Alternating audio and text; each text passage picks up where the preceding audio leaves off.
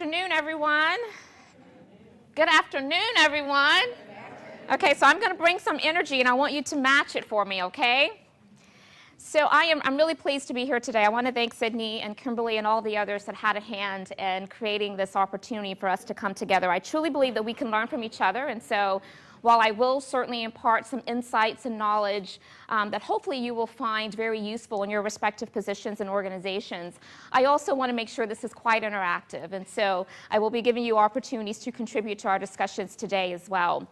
So, one of the things that Kimberly said when she was opening up is that we're going to talk about implicit bias today, and we are, because I find that implicit bias and unconscious bias is really an important topic as it relates to trying to create inclusive environments. However, it also relates to what is diversity, what is inclusion. So I truly believe that we need to also create some type of foundational ground upon which we all have knowledge around this space of diversity and inclusion before we start really delving into some of the specifics. And so I do anticipate that today you will walk away with some fruitful information that you could put to good use. At least that's my intent. And because you are getting credits for today, I have spent time in preparation making sure that you can walk away with some really useful knowledge. So I want to share just a little bit additional information about myself because it's going to help frame our conversations for today, and it will give you greater context and reference for the perspectives that I have about diversity and inclusion. So my background, I did not start out in the career path of the discipline of diversity and inclusion, and that was intentional. My background is in marketing communications, and I really enjoyed and appreciated that career path. When I was working in that industry, I had an epiphany one day sitting in my office. I started thinking about how much I love the work of advertising, marketing, communications. I love working with my clients. I love the fast-paced dynamics of on time, on budget, on strategy. I was in what I thought was my element. So much so, I thought that I was going to be in that industry for the long haul. And the epiphany, this is what it was that occurred to me as I sat in my office one day. I said, if I am enjoying this career path as much as I am, why aren't there others that look like me that's also taking advantage of this wonderful career path? And I could not let that go. And I couldn't let it go because I started to realize that advertising agencies, marketing communications firms, their primary goal is to be smart marketing partners to their clients who are servicing diverse constituents. So why are we not being more intentional with our leadership approach around this work was my question. And I could not let that go. And I really started thinking about the business case of diversity and inclusion and how it relates to the work of marketing communications and really resonating with so many different diverse audiences. So there was a reason for us to have this conversation. I went to the president CEO, who was very hands-on at the time of the organization. He still led the 400-plus person staff meeting every Monday morning. I had a good rapport with him, and I basically shared this narrative. I knew at the time that the BHAG, the big, hairy, audacious goal for this particular agency was to become the most admired agency in the Southeast. Now, this agency was headquartered in Greenville, South Carolina, still is, but also had a presence in New York. So I was in between both offices.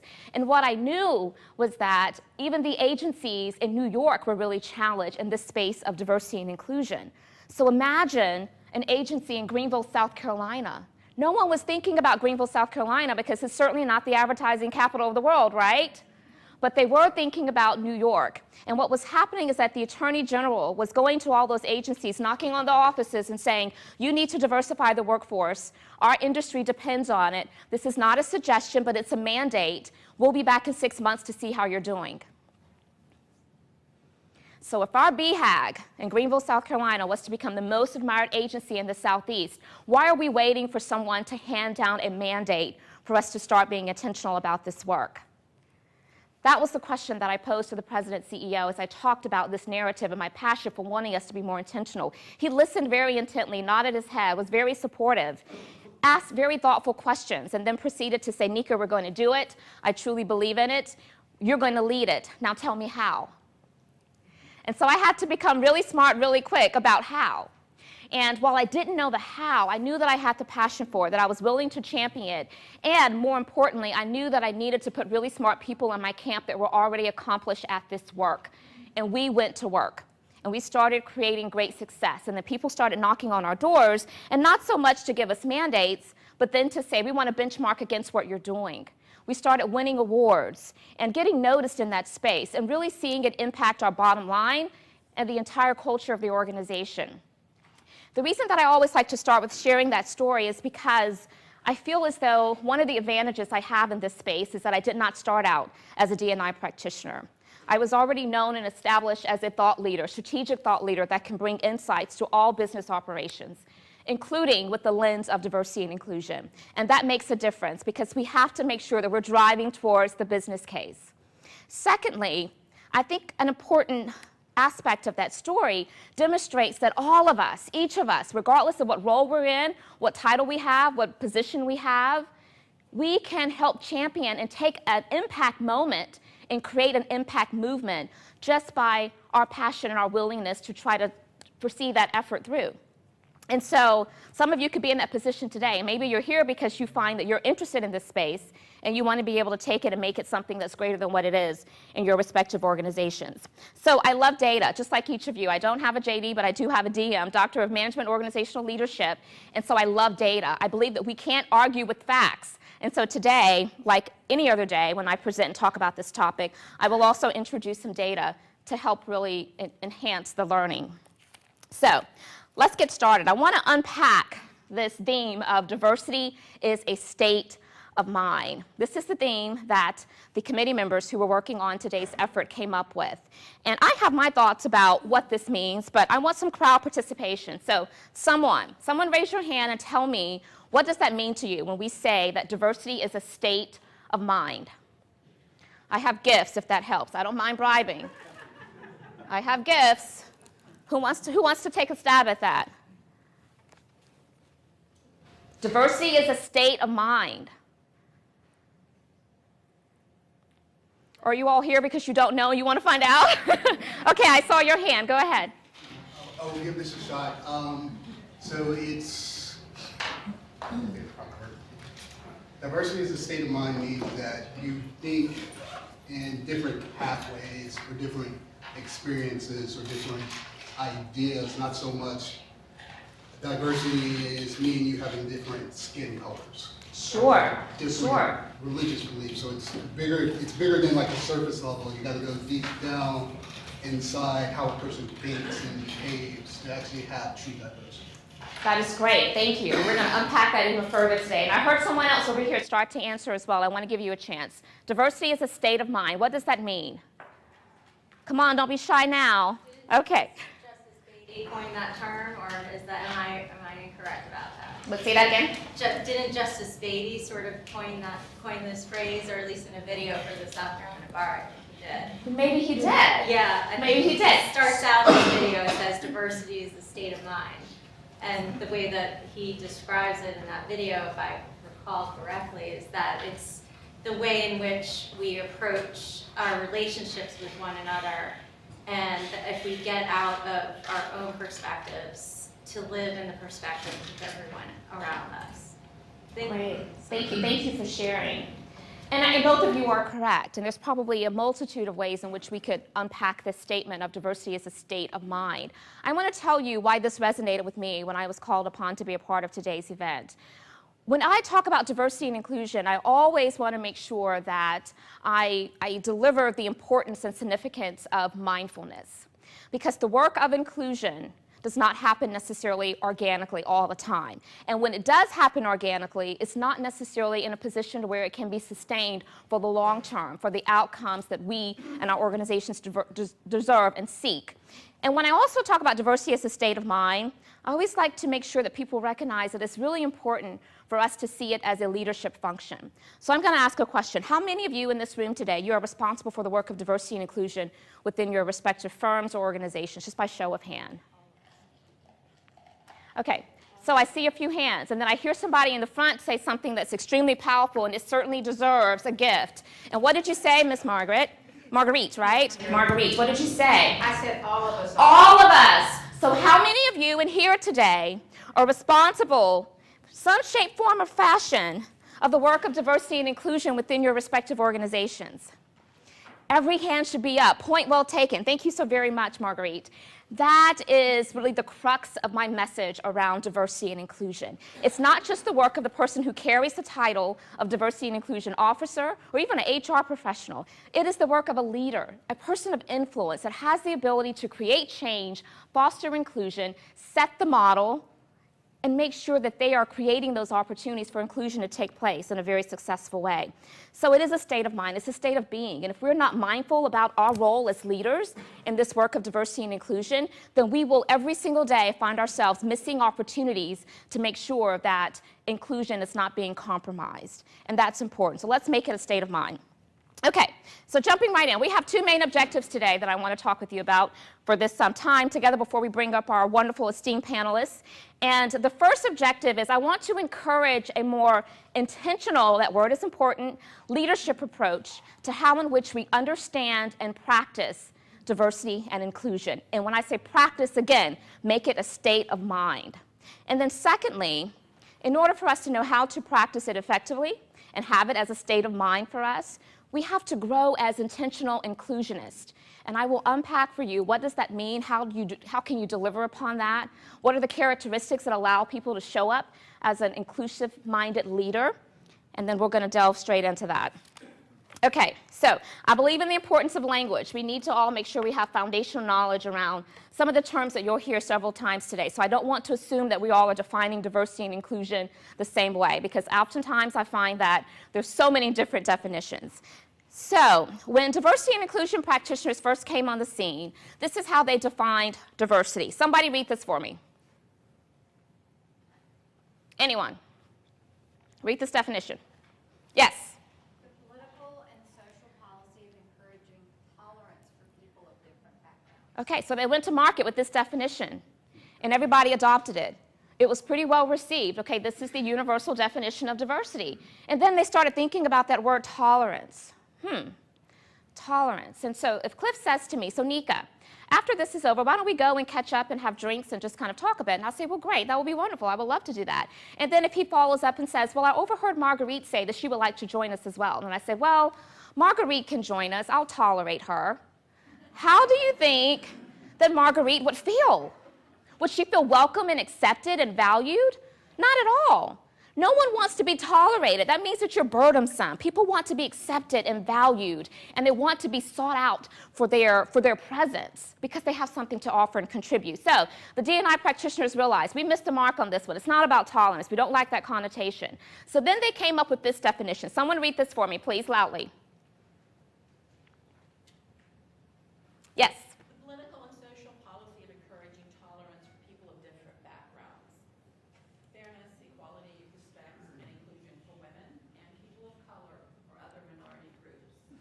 Fairness, equality, respect, and inclusion for women, people of color, and other minority groups. What do you think happened at this point? Well, I'll tell you what happened. Pretty much everyone adopted it. It, again, was this new universal definition of diversity. They went to market with it. Everyone started it was resonating with them, with a lot of people. But with some groups, it was not resonating with them at all. Who do you think raised their hand and said, well, wait, I have an issue with this? White men. White men. They raised their hand and they said, well, what about us? We're not women. We're not people of color. We're not considered a minority group. But we want to be treated with fairness, dignity, respect, and have opportunities provided to us. So why are you leaving us out of the equation? And then the D&I practitioners realized it was a blind spot. The intent was well-meaning, but certainly they recognize we cannot do this work of inclusion and diversity if we do not make sure that we are including everybody into the conversation. So quite simply, they then went back to the drawing board and it came down to this very simplified definition of diversity, a point of respect in which things differ. And I want you to let that sink in for a second. And the reason I say that is because we need to, as a society, become much more sophisticated about how in which we define and talk about diversity. It's not just about the optics of age, race, and gender, but it is about all of the multiple layers of diversity. Diversity of thought is one of the greatest assets of diversity that a lot of organizations are not fully capitalizing on. And so when people say to me, well, I welcome diversity, I embrace diversity, I invite diversity in, they're well-intended and I know what their heart is saying is that they really want to make sure that all types of individuals feel welcome in that environment. But the truth is, diversity is already happening. we do not have to do anything really to invite diversity. It's here, it's happening, because it's simply a point of respect in which things differ. You following me so far? Okay, so now I'm going to illustrate this by this graph. You see, these are the protected categories in the US. You know, you have the main categories that all of us are very familiar with: the sexual orientation, race, gender, age, mental, physical abilities, protected classes. But then if I click again, you see all of these other layers start to appear. And this is not even all inclusive, but it's to illustrate the point that there's so many layers of diversity. And we have to make sure that we're talking about it from the full scope of what diversity is, a point of respect in which things differ. So now, I never talk about diversity without talking about inclusion, because they go hand in hand. And diversity, we just said, you don't have to do anything to invite diversity because it's here and it's happening. But inclusion is a totally different scenario. We have to be incredibly intentional to create inclusion. And here's how I define it: intentionality in bringing together and leveraging differences in a way that is beneficial, that's the optimal word, to a process or group in pursuit of organizational objectives. It has a certain look about it. Intentionality with inclusion, it's very calculated. It requires forethought. It's very strategic. It is operating with a specific end goal in mind, and so you're executing the appropriate actionable steps in order to get that outcome, which is to benefit the organization, help reach that mission and those goals. Now, let's take it a step further. Again, I mentioned that I love data. So one of the studies that was done, they asked people to kind of, verbatimly talk about, what does inclusion mean to you? What does it look like? Here's what they said. Being at home. I don't know about you, but when I'm at home, I'm fully in my element. I don't have to feel like I have to take parts of my identity and put it aside. I don't have to do that. I'm at home. I'm very comfortable. Belonging.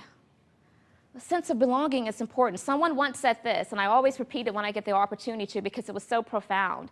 It is hard for a person to show up as their best if they're always questioning whether or not they belong.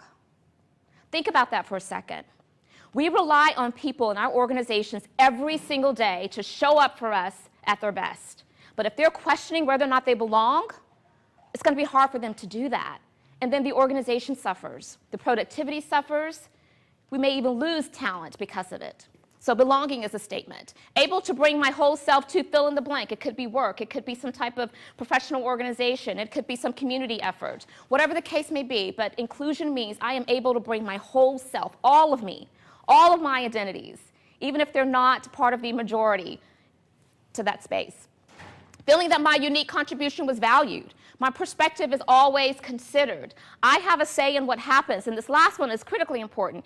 Everyone counts, but here's what's critical about this. Everyone knows that they count. It's not enough for an organization or a person to go to market and say, we have a very inclusive environment, if you have not taken the time to do an assessment to really find out, how do your people in your organization feel about that? It's one thing for you to feel like that you're very inclusive and that you make sure everyone feels welcome, but if they don't feel that way, then those feelings are still present. They're still there. It's still a reality for those individuals. So that's what inclusion looks like for a lot of people. So here's the bottom line. They work hand in hand. They're like peanut butter and jelly.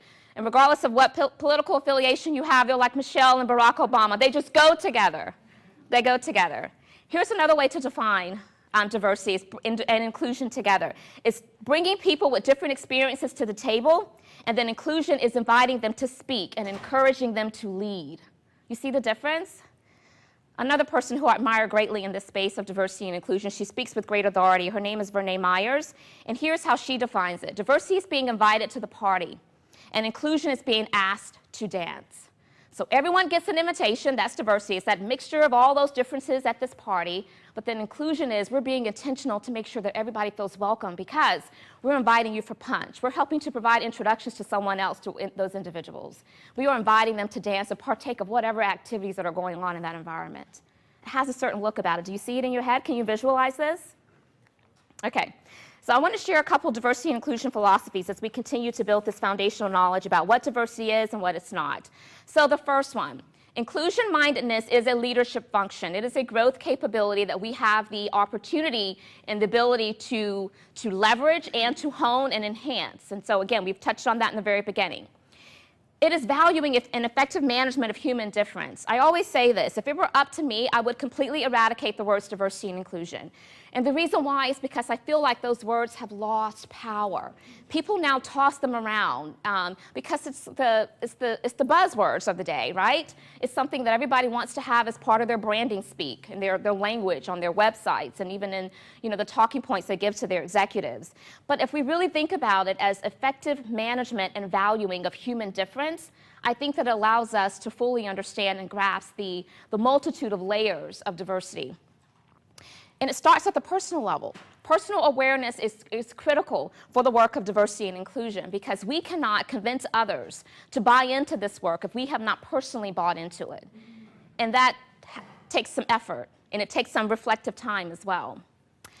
One of the other philosophies I want to share about diversity and inclusion is that what looks like resistance is often a lack of clarity. I believe that people are well-intended, but sometimes we don't know what we don't know, and so that puts us in a very uncomfortable place.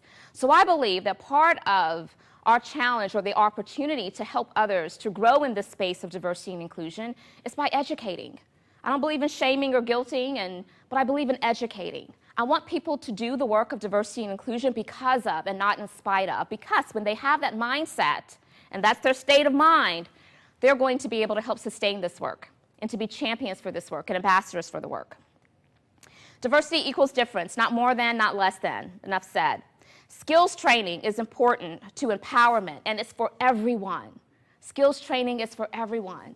Sometimes I think that individuals that are part of minority populations will sense, well, I am diversity. I don't have to learn how to be more inclusive. But absolutely we do. It's for everyone, because we all have biases. And we need to make sure that we are being mindful to help identify when that's occurring so that it doesn't negatively impact our decision-making and hurt others unintentionally. Guilt is the glue that holds prejudice in place. I've already said before, guilting and shaming is counterproductive. Instead, educate.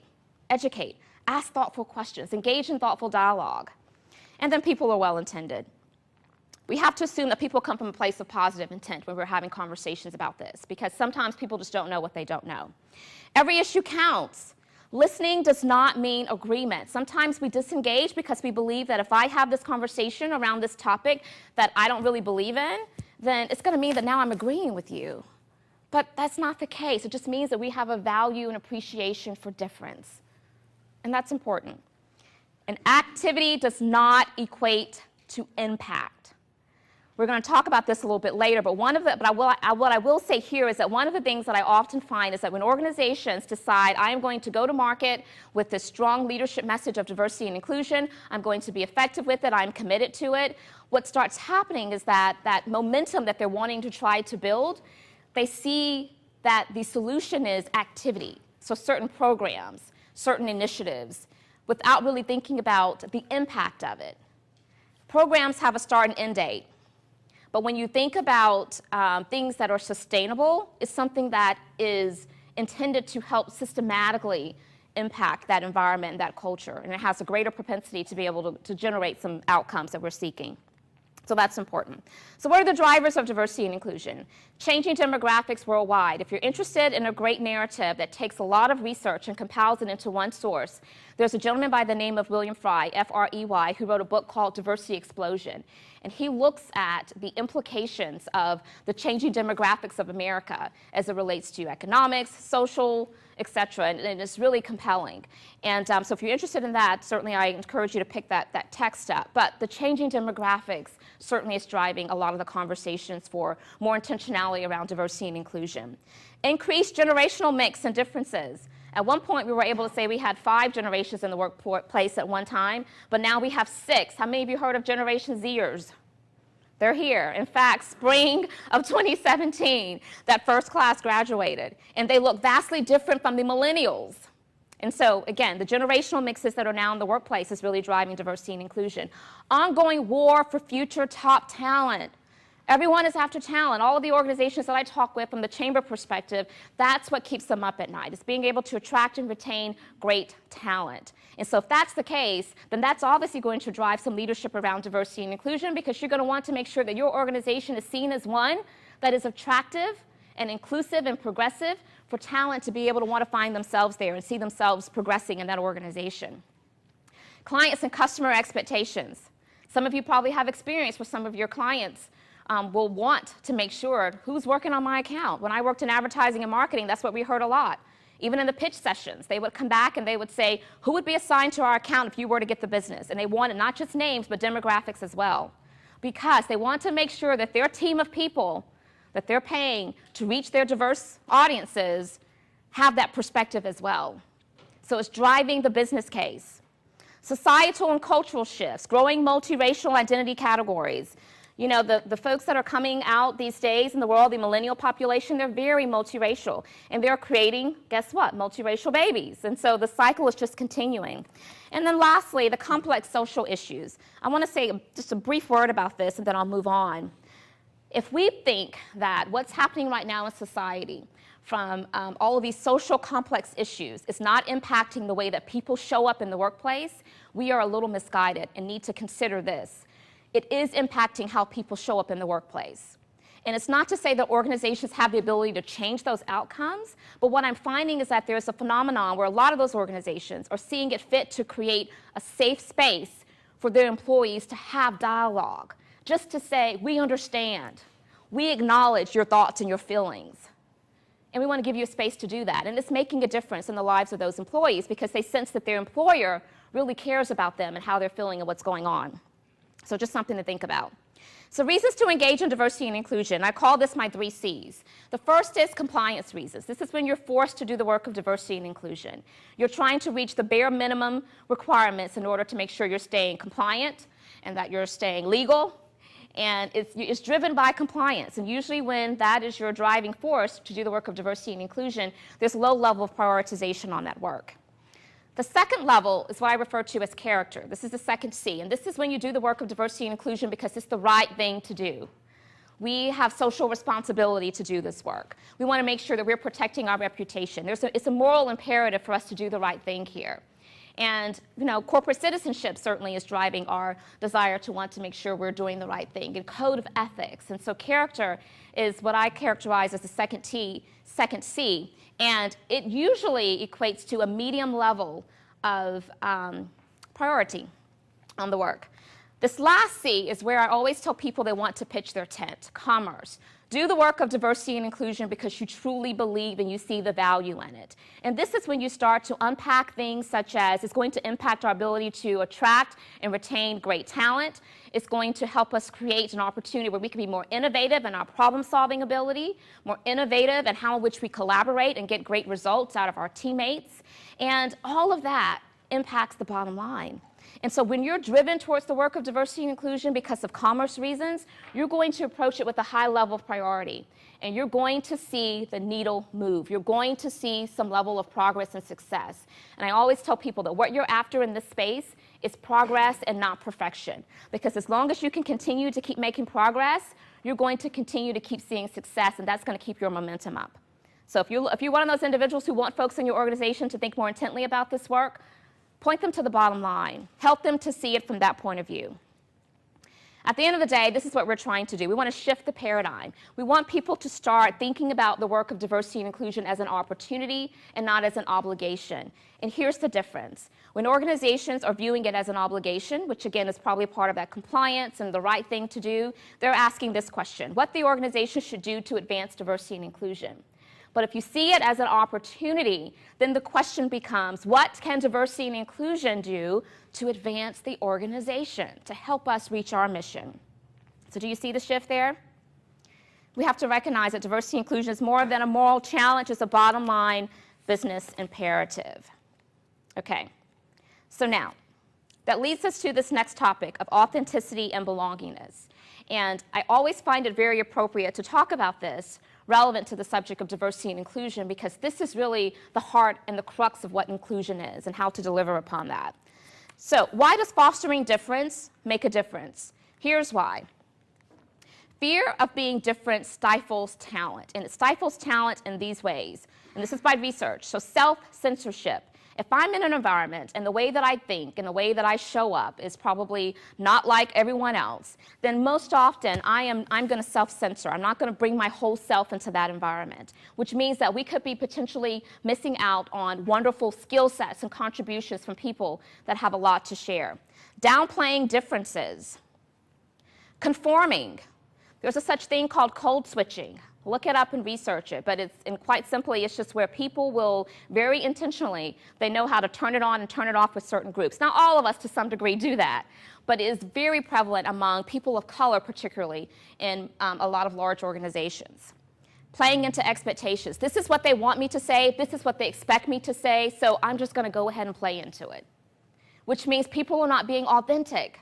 And authenticity is a gift, and it is a gift that helps to breed creativity, great leadership, and contributions to organizations. I shared with you that I love data. So there was a survey that was done of 3,000 employees in 20 large U.S. organizations across 10 industries. Each organization had a stated commitment to inclusion. Yet, 61% of the survey participants said that they had faced overt or implicit pressure to cover in some way or downplay their differences from the mainstream. And 66% of these employees said that it significantly undermined their sense of self. And 50% stated that it diminished their sense of commitment to the organization. If our people do not feel a sense of belongingness and they question whether or not they belong, they're not going to show up as their best. And you can see there other stats around how they also may have changed their behaviors, altering their attire, refraining from behavior commonly associated with their given identity, avoiding sticking up for their identity group, and the limited contact with members of the group in which they belong to. Let that soak in for a moment. Sure, you can. Is there any counter statistics on if everyone wore the same thing? What if, and not necessarily a business suit, you draw a type of attire out of a hat. Doesn't matter what it is. Does that foster diversity and inclusion? That's a good question. I have not seen any studies specifically with that type of scenario, but it would be interesting. It would be interesting. I think this is mostly referring to difference in terms of identity difference, obviously, yeah. Okay, so this is what ends up happening when people do not feel like they can bring their whole selves to work and there's not a sense of authenticity and belongingness in the workplace. You have two things to occur. One is dysfunctional disagreement and one is dysfunctional agreement. And they both are toxic to the organization. So here's what dysfunctional disagreement looks like. Everyone is always disagreeing. There's a lack of trust. There's personal conflict. There's a sense of us versus them. And everyone knows that that tension is there. Everyone can feel it. Dysfunctional agreement is when it's happy-go-lucky for everybody every single day. Everyone is agreeing. There's a lack of honesty. People avoid conflict just for the sake of, don't want to have any tension.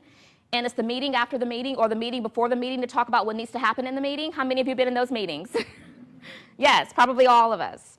So we address this dysfunction by placing high emphasis on two things, uniqueness and belongingness. And I'm going to take you through a matrix of what this looks like exactly.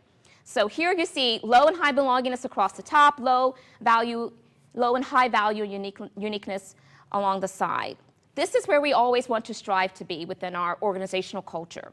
This is what inclusion looks like. Individuals are treated as insiders, and they are allowed and encouraged to retain their uniqueness within the work group. That's where we're striving for. The opposite of that is when the individual is not treated as an organizational insider with unique value in the work group, but there clearly are other employees or other groups who you can pinpoint and say, this person is an insider. This person knows the code of success. There's a difference there. That's exclusion. It's what you don't want.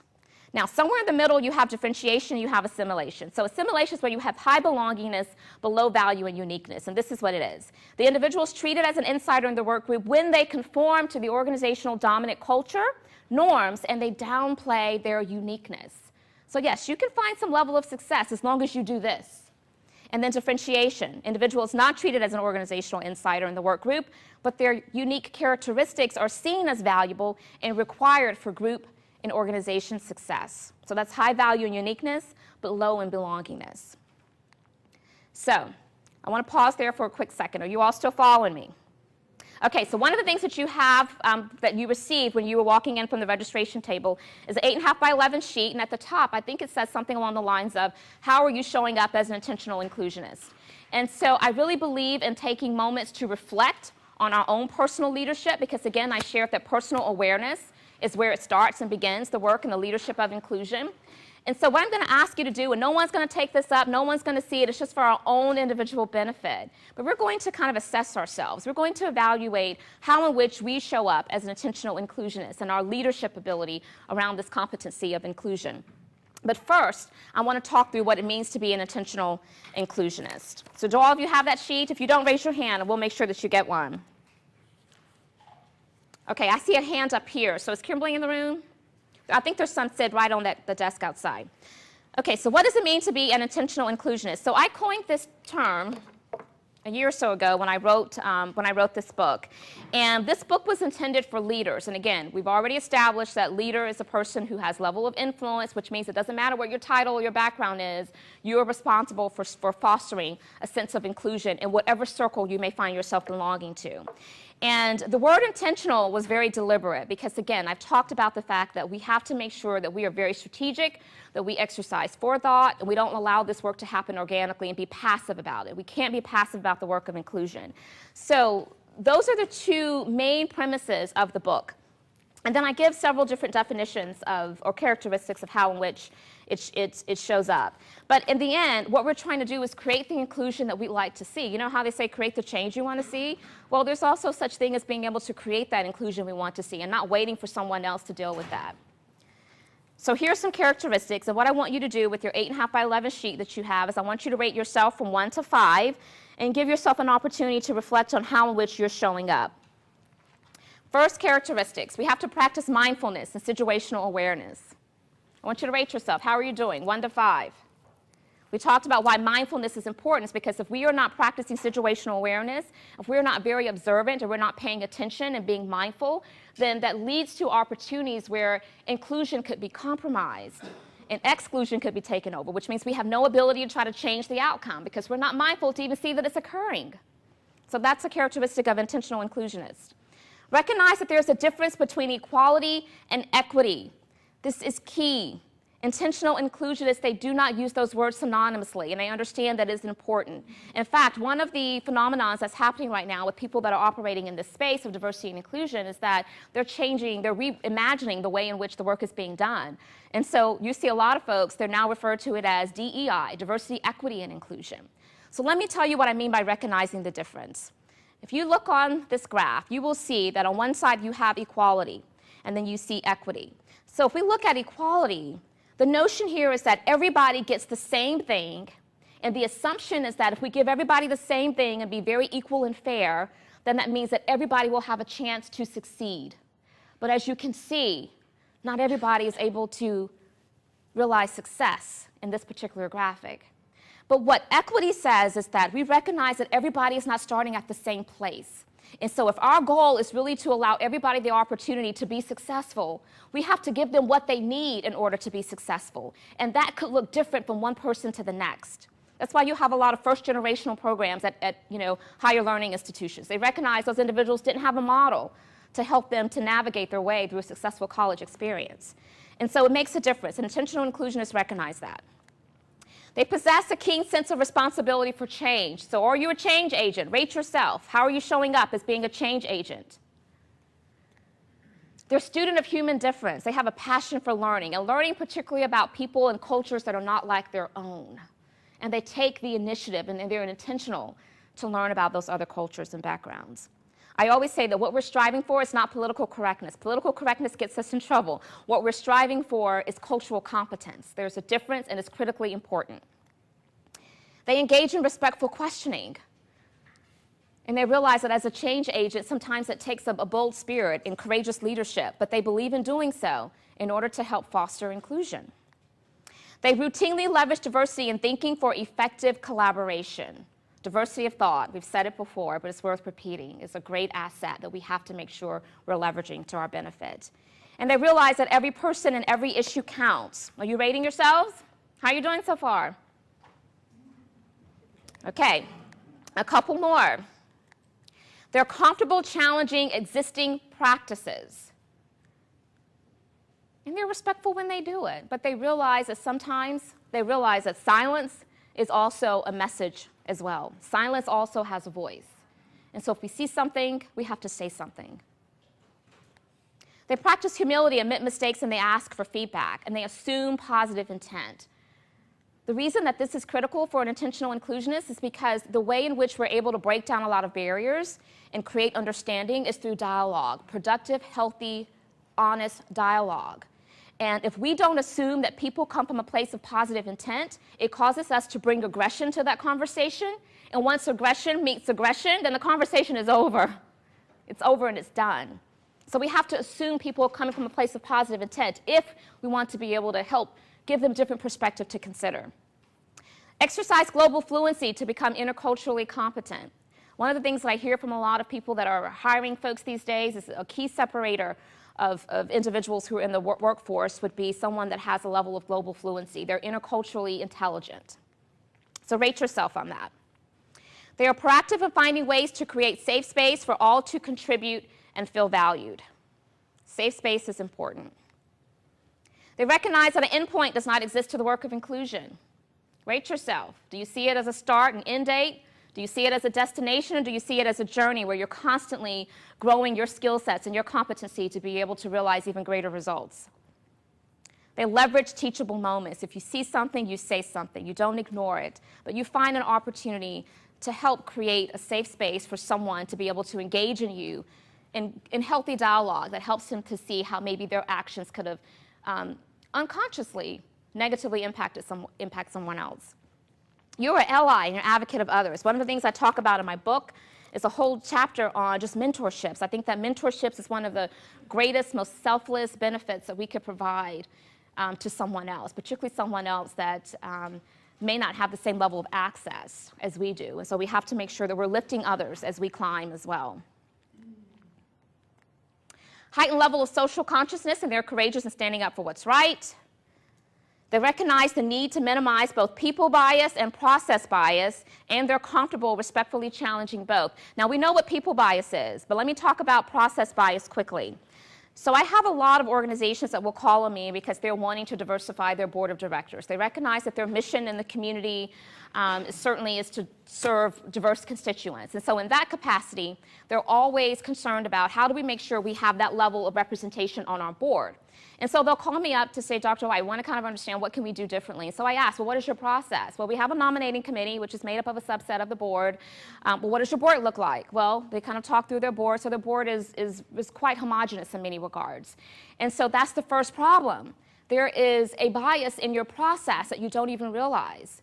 We gravitate to people who look like us. It's just kind of a natural thing for us. But if we're not careful to make sure that we are thinking outside of our immediate circle, then we're going to leave people out that we want to have their representation on that board. So that's an example of a process bias. They recognize the significance of intersectionality. That's a whole nother topic for a whole nother day.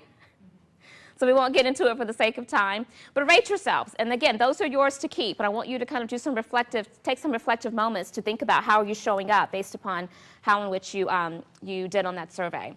So now, implicit bias. We all have what's referred to as, I'm aging myself here, but you know how they used to put the needle on the record?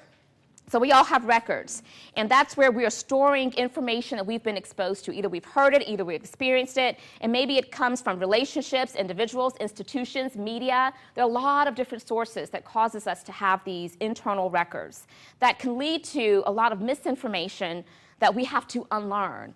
And I'm going to give you an example. I'm not a singer by any means at all, but let's see how many of you can finish this for me. The best part of waking up. Now, how many of you have Folgers this morning? Maybe some of you did, but maybe some of you did not, but you know that. Do you know that Folgers, they have not run that commercial in I don't know how long?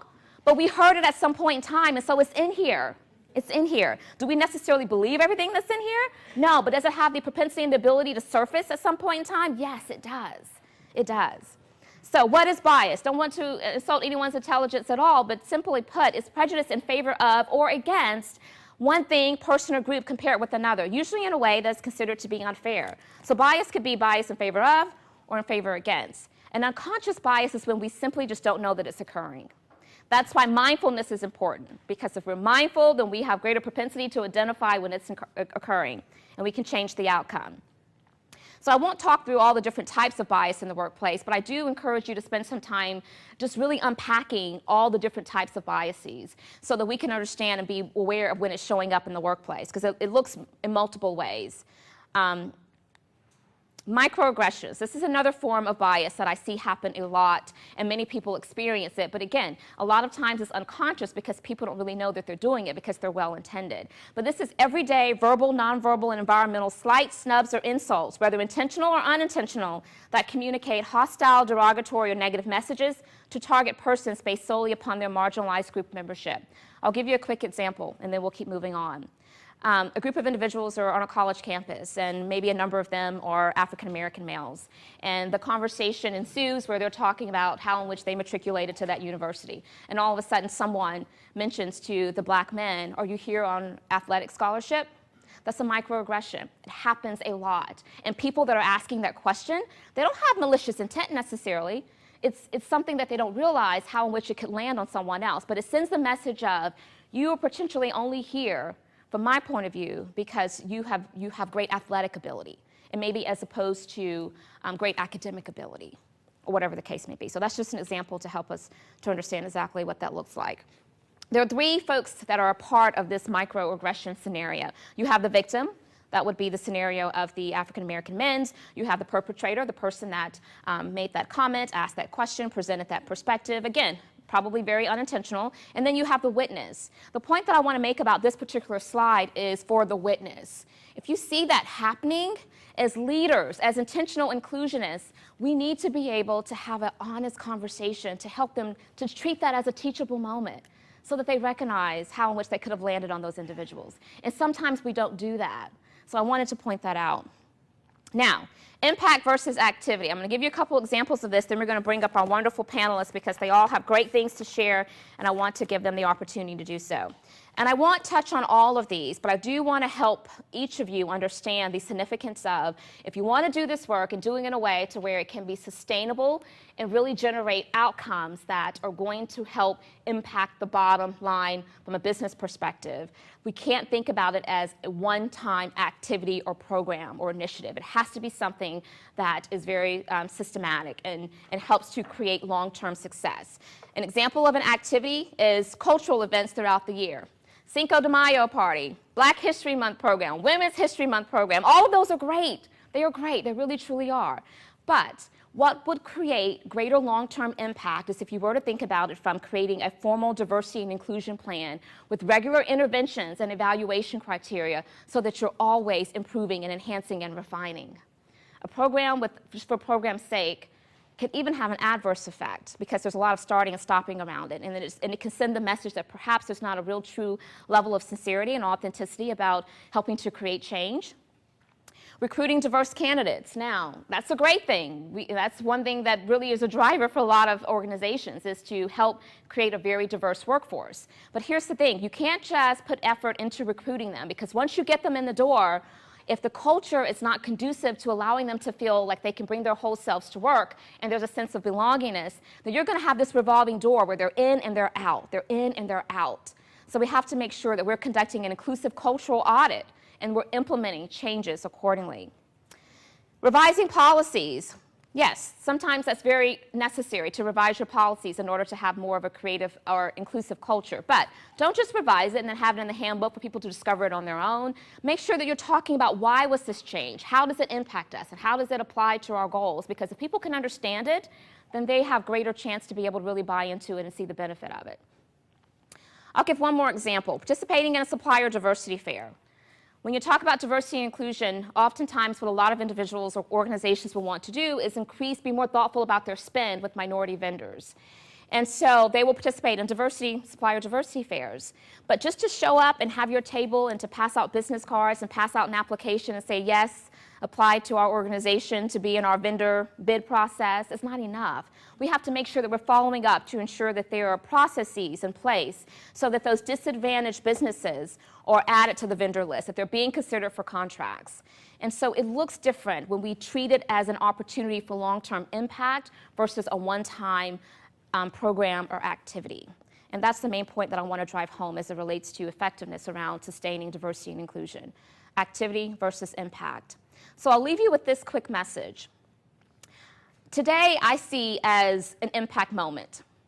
I think that many of you are here today because obviously you wanted to be exposed to this information, whether to take it back, whether for your own personal growth and development, but there's an opportunity here. So I want you to take this impact moment and think about how you can turn it into an impact movement for others that are in your circle. Maybe it's your peers within your respective organizations. Maybe it's some type of community organization that you're a part of. Maybe it's your family. But whatever it is, as intentional inclusionists, as leaders of this work, we have that responsibility. So one of the things that you have in front of you is this card. And hopefully maybe you've been jotting down some notes on the front.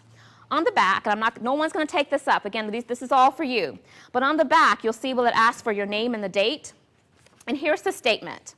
As an intentional inclusionist, I commit to growing as an inclusion-minded leader and leveraging my influence to enhance the workplace, build communities, and have a positive impact on any circle I belong. I will exercise intention to deliver upon this commitment in the following ways. I encourage you to take a moment to jot down maybe just one or two things that you're going to commit yourself to now that you've been exposed to this information and this training, and pull it out a couple weeks from now. And then continue to allow that impact moment to turn into a movement whereby you're seeing greater change within the areas that you think could certainly benefit from viewing diversity and inclusion as an opportunity versus an obligation. Is there anyone, as we close this portion out, that want to share what their one takeaway is? And I still have gifts up here. Just one person. Anyone? Anyone? Okay, hand in the back. Thank you. Speak loudly for us. I guess I've learned that I'm not doing enough to encourage diversity and inclusion at my job. That's your aha moment. So what are you going to do about that? I'm going to be more vocal. Can we just keep passing this all the way back? You're going to be more vocal. Give her a round of applause. Okay.